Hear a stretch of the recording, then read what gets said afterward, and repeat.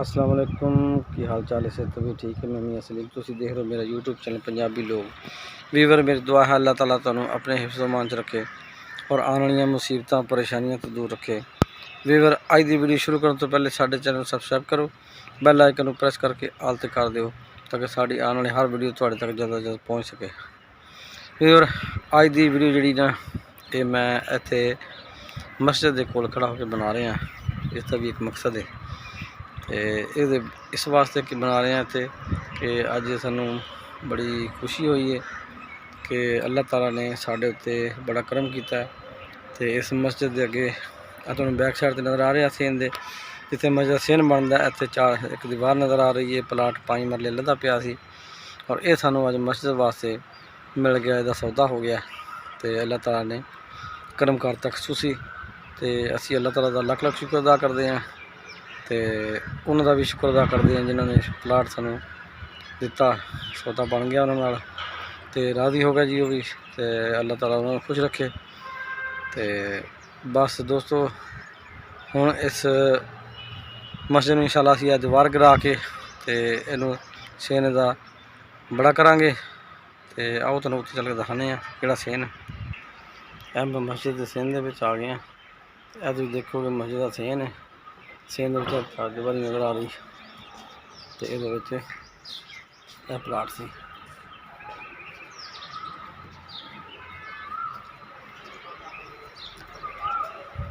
देखो जी, यह प्लाट है, यह दीवार यह कोना नज़र आ रहा है। यह गिरा के असी इसमें इंशाअल्लाह सीधा करना है तो फिर सीन पूरा हो जाएगा। क्योंकि हुण इस टाइम कोना जो ना इतने है मस्जिद के सामने है, देखो इतने आके टच हो रहा है इस जगह पर। इंशाअल्लाह यह पूरा हो जाएगा। तो दुआ करो अल्लाह ताला मदद करे।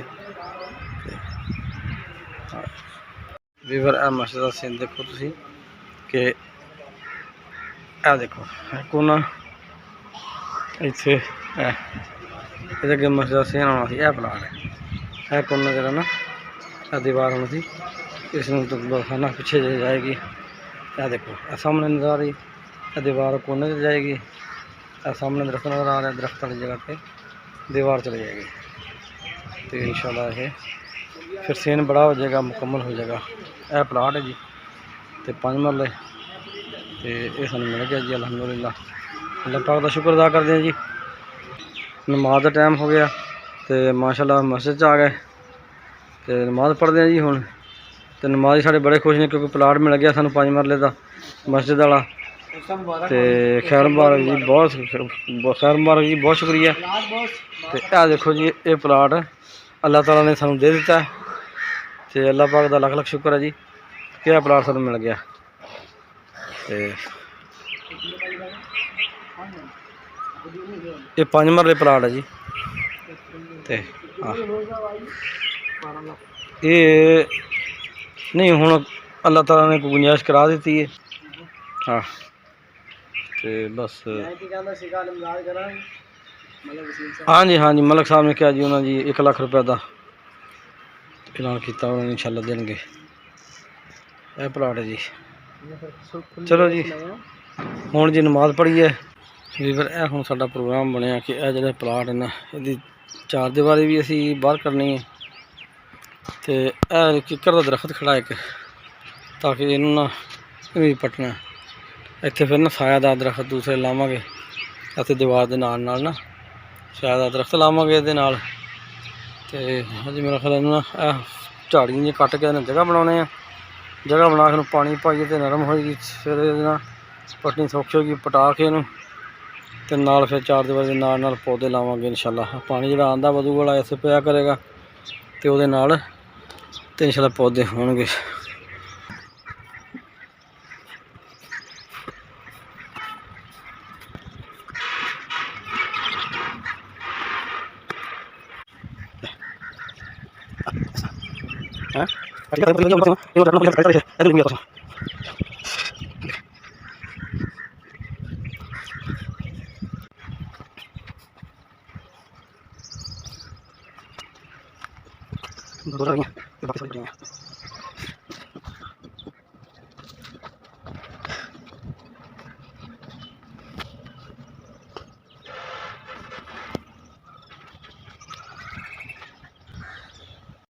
ਵੀਵਰ ਇਹ ਜਿਹੜਾ ਪਲਾਟ ਅਸੀਂ ਲਿਆ ਨਾ, ਇਹ ਮਸਜਿਦ ਦਾ ਅੱਜ ਅਸੀਂ ਨਾ 4 ਦੀਵਾਰੀ ਬਣਾ ਰਹੇ ਹਾਂ।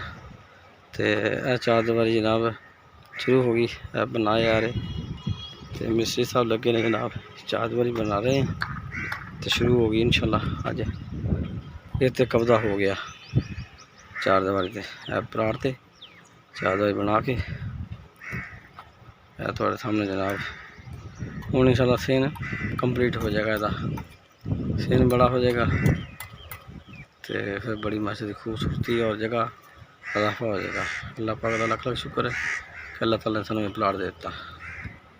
लो जी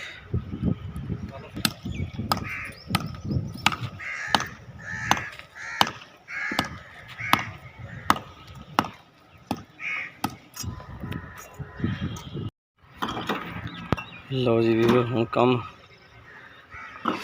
सारी दीवार बन गई, कम जारी है।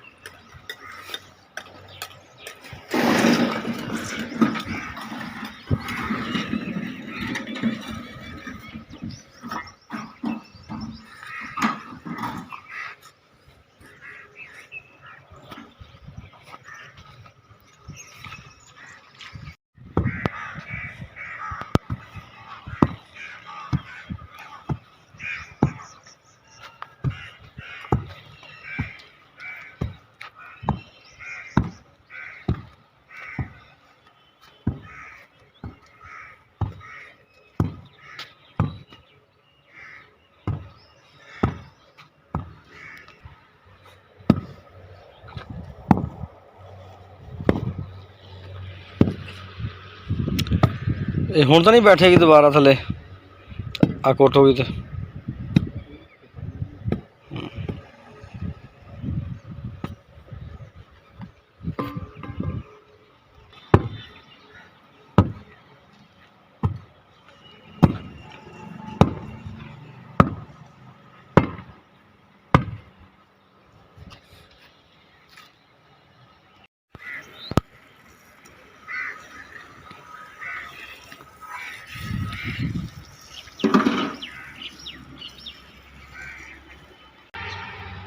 वीवर हुण जनाब साड़ी अज की वीडियो एंड करते हैं।